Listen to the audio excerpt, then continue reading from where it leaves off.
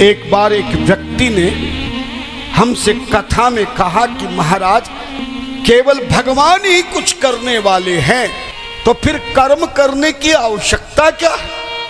जब अपनी इच्छा से ही फल देते हैं, अपनी इच्छा से ही कर्म कराते हैं, तो फिर इंसान को क्यों दोष दिया जाता है कि तूने बुरा किया, तूने अच्छा किया? तब मैंने भी भगवान से पूछा।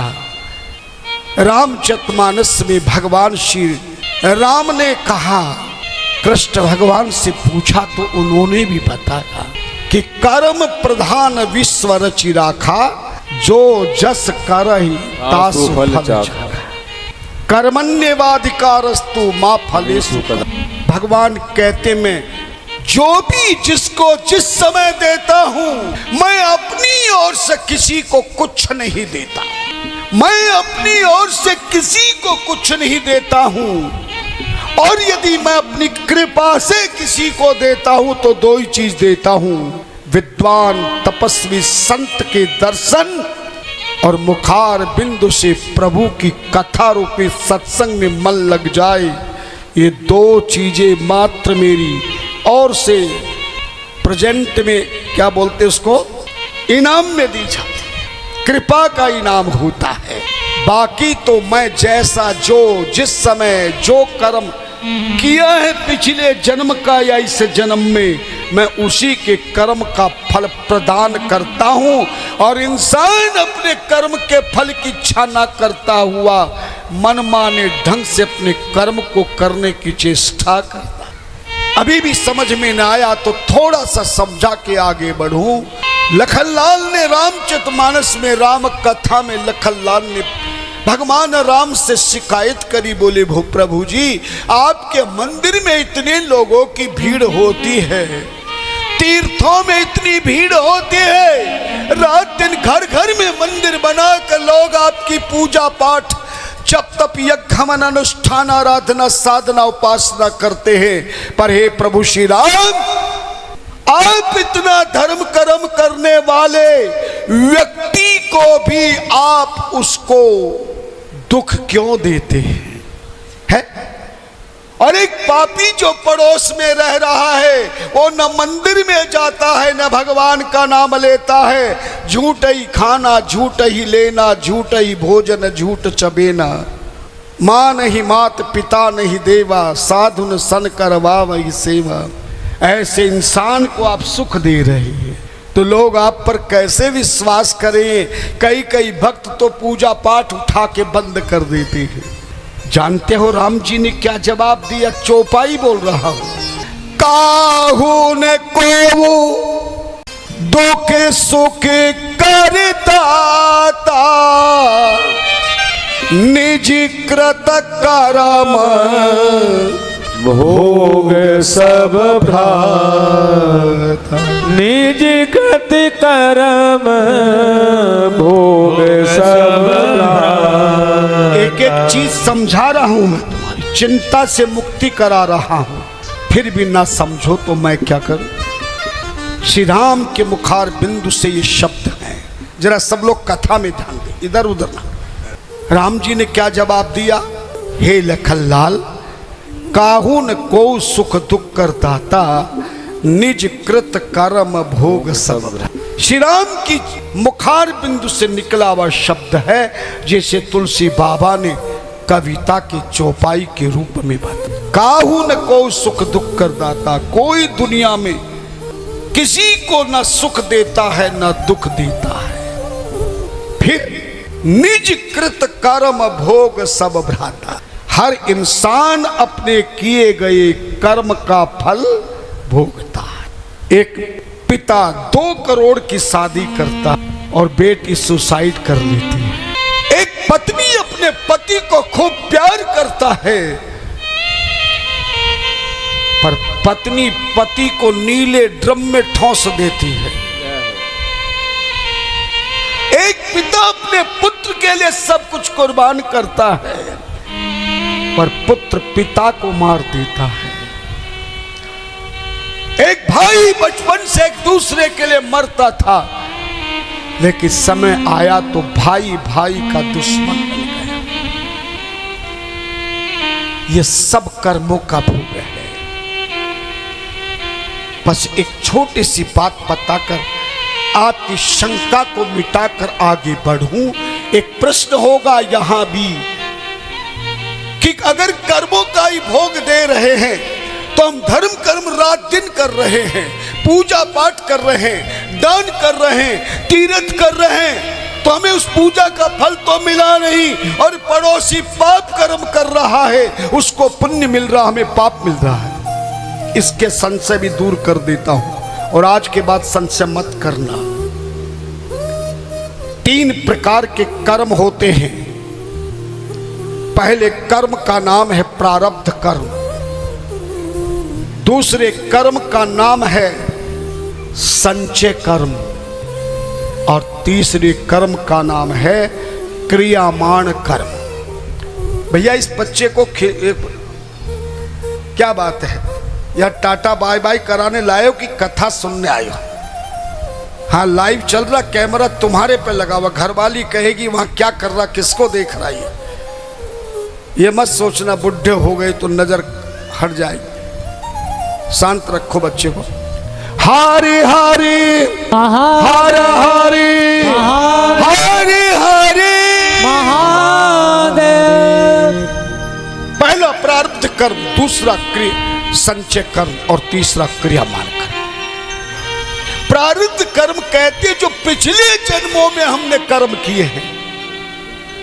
प्रारब्ध कर्म किसको कहते हैं? इस जन्म को लेने से पहले जितनी जन्म हमने लिए हैं, पशु पक्षी जीव जंतु पेड़ पौधे, उन जन्मों में जो हमने अच्छा और बुरा किया, पुण्य और पाप किया, उन कर्मों का नाम प्रारब्ध कर्म है, और आपकी भाषा में पिछले जन्मों का कर्म। दूसरे कर्म का नाम है संचित कर्म। संचित कर्म उसको कहते हैं मां के गर्भ से जन्म लेने के बाद हमने इस शरीर से जो अच्छा और बुरा किया, और वो अच्छे बुरे कर्म परमात्मा ने अपने यहां पर सेविंग कर ले, संचय मानी सेविंग। और तीसरा कर्म है जो हमने किया और तुरंत उसका फल मिल गया, ऐसे कर्म को क्रियामाण कर्म कहते हैं। समझ गए होंगे? प्रारब्ध कर्म माने पिछले जन्म के किए गए पुण्य और पाप। संचय कर्म का अर्थ है सेविंग अकाउंट, जो हमने इस जन्म को लेकर जो पुण्य पाप किए हैं वो परमात्मा के खाते में जमा है। और क्रियामाण कर्म वो है कि जो कर्म हमने किया और भगवान ने उसका तुरंत फल हमें प्रदान कर दिया। ध्यान देना। और एक बात का और ध्यान रखना, भगवान का नियम है, कानून है, कर्म करने का अधिकार तो प्रत्येक इंसान को दिया है। भगवान कहते तू जो मर्जी कर्म कर, मैं तेरी ओर देखूंगा ही नहीं, है ना? भगवान हर व्यक्ति के साथ है। सीए राम मैं सब जग जानी, करहु प्रणाम जोर जुग, हरि व्यापक सर्वत्र समान, है ना? उद्धव ने पूछा कृष्ण भगवान से, तुम मौजूद थे, फिर पांडवों को जुआ क्यों खेलने दिया? है? तुम्हारी उपस्थिति में पांडव जुआ खेल रहे हैं, दुर्योधन कपट कर रहा है, तुम्हारी मौजूदगी में ये क्या मतलब है? भगवान बोले सुनो उद्धव, मैं किसी के भी करने वाले कर्म के बीच में इंटरफेयर नहीं करता। जैसे परीक्षा देने के लिए जब विद्यार्थी जाता है ना, देखना वही टीचर क्लास में खूब पढ़ाता, गलत करता है तो धमकाता बताता है, मगर वही टीचर की ड्यूटी लग जाए जिसके स्टूडेंट परीक्षा दे रहे हो, उसी सब्जेक्ट वाले टीचर की ड्यूटी लग जाए तो क्या वो टीचर परीक्षा के दिन में गलत लिखते हुए कहेगा कि ये गलत है? बोलो ना। नहीं नहीं, जैसे विद्यार्थी जैसा लिखेगा नंबर भी उसको वैसा ही प्राप्त होगा। समझ में आ गया होगा? ध्यान देना। इसी प्रकार से भगवान कृष्ण ने कहा, मैं कर्म करते हुए व्यक्ति को नहीं रोक सकता, चाहे वो ज्ञानवान हो, बुद्धिमान हो, विद्वान हो, राक्षस हो, दुष्ट हो, हिंसक हो, क्रूर हो, कपट हो, छल हो। मैं किसी के करने वाले कर्मकर्ता को कभी नहीं रोकता हूं, टोकता हूं, क्योंकि मेरा विधान है केवल कर्म करने का अधिकार प्रत्येक मनुष्य का है, लेकिन चाहे वो प्रारब्ध कर्म हो, चाहे संचित कर्म हो, चाहे क्रियामान कर्म हो, इन तीनों कर्मों का फल मैं किसको किस समय दूंगा ये मेरे हाथ में है। पर ताली नहीं बजाई तुमने। ध्यान देना। कर्म करने का अधिकार तो कर्मण्यवाधिकारस्तु मां फलेषु कदाचन, गीता कहती है। तो कर्म कर सकता है, फल देने का अधिकार मेरा है। परीक्षा देना विद्यार्थी का आजादी है, लेकिन उसका रिजल्ट देना, नंबर देना विद्यार्थी के हाथ में नहीं। बहुत कुछ समझा दिया, समझ गए हूं। ध्यान देना। भगवान कहते पिछले जन्म का पुण्य न जाने मैं कौन से जन्म में दे दूं, किस समय दे दूं, और इस जन्म को लेकर के संचय खाते में, सेविंग अकाउंट में जमा कर देता, हो सकता वो ना दूं। इसलिए कई बार धर्मात्मा व्यक्ति धर्म कर्म करता हुआ दुखी इसलिए होता है कि परमात्मा पिछले जन्म का दुख दे रहे, पाप कर्म दे रहे हैं, और इस समय का किया हुआ धर्म का फल अपने पास रख रहे हैं।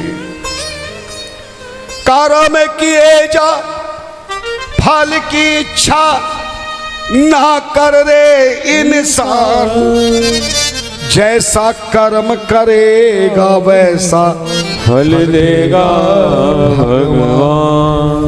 यह गीता का ज्ञान, यह गीता का ज्ञान, यह गीता का ज्ञान, यह गीता का ज्ञान। समझ में आ गया होगा? इसलिए कभी चिंता नहीं करना। दुख आए और पुण्य कर रहे हो तो पुण्य को मत छोड़ना, मेरे प्रभु के मार्ग को मत छोड़ना, शास्त्रों को मत छोड़ना, सत्संग को मत छोड़ना, तीर्थ को मत छोड़ना, दान करना मत छोड़ना। कितना भी दुख आए तो समझना कि पिछले जन्म का दुख का फल मिल रहा है, और ये पुण्य का फल मेरे भगवान अपने आप पास में इकट्ठा कर रहे।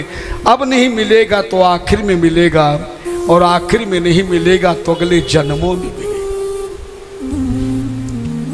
देखते नहीं बच्चा जन्म लेने वाला, जो बड़े बड़े विद्वान ज्ञानी तपस्वी हैं, जो बहुत बड़े ज्ञानी हैं, उनकी कथा में लोगों की भीड़ नहीं, और जो कथा कुछ भी ना करे तो महाराज फिर भीड़ देखो। एक बालक अभी 20-25 साल का हुआ और पूरे विश्व में विख्यात हो गए, और एक विद्वान जीवन भर तपस्या करता रहा, उसका कोई नाम तक नहीं ले पाया। सुना होगा, देखा भी होगा। आपके मध्य प्रदेश में तो है बागेश्वर धाम, पूरी दुनिया में प्रसिद्ध हो गया। शास्त्री जी, परम पूज्य प्रातस्मरणीय धीरेन्द्र शास्त्री जी ने कोई इस जन्म में आकर के घोर तप नहीं किया है ना, कोई बहुत बड़े विद्यालयों में जाकर ज्ञान नहीं लिया, लेकिन प्रारब्ध का पुण्य उदय हो गया, और कॉलेज में पढ़ते पढ़ते पिछले जन्मों की तपस्या का फल उदय होते ही वो ज्ञानवान, बुद्धिमान, यशस्वान, कीर्तिमान, धनवान और आज जिनके दरबार में हम और आपकी बात तो छोड़ो, हमारे देश का राजा, आपके प्रदेश का राजा, देश का महाराजा और भारत देश का चक्रवर्ती राजा, मुख्यमंत्री, प्रधानमंत्री और राष्ट्रपति जिस दरबार में जाकर नतमस्तक होते हैं, ये सब प्रारब्ध का पुण्य है। तुम्हें ज्यादा समझाने की आवश्यकता नहीं। लेकिन ये पुण्य का साहस तब होगा जब ये चौपाई याद रखोगे। आज से कहना, जो भी कुछ होगा जैसा भगवान चाहेंगे, और जो भी हो रहा है वो भगवान ही कर रहे हैं, और वही कर रहे हैं जो मेरे परिवार के सदस्यों ने प्रारब्ध में और इस समय जो कर्म किया है, अच्छा या बुरा, उसी का फल मेरे परमात्मा हमें दे रहे हैं। अगर ऐसा सोचोगे तो फिर चिंता होगी क्या? बोलो ना, जैसा प्रभु की इच्छा है ना, खुशी दे या गम, ध्यान देना। अगर ये बात हर इंसान सोचने लग जाए और अपने कर्म में करने लग जाए, बोले प्रभु मुझे पता है नरसिंह जी को दर्शन देने से पहले तूने दुख दिया था, मीरा को दर्शन देने से पहले तूने जहर और नाग भेजे थे, तूने किसको दुख नहीं दिया? मगर दुख इसीलिए देता है कि पिछले जन्म के सारे दुखों का भोग भोगने के बाद फिर वो जीवन भर आनंद ही आनंद ले और मरने के बाद परमानंद की प्राप्ति हो जाए।